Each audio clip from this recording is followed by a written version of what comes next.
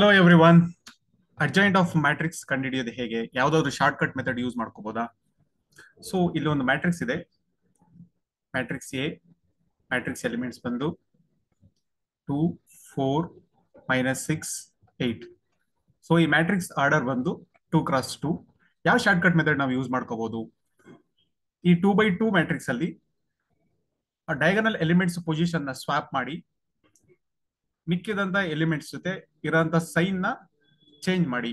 For example, adjoint of matrix A 2 place ಅಲ್ಲಿ 8 ಬರ್ಕೋಬಹುದು, 8 place ಅಲ್ಲಿ 2 ಬರ್ಕೋಬಹುದು.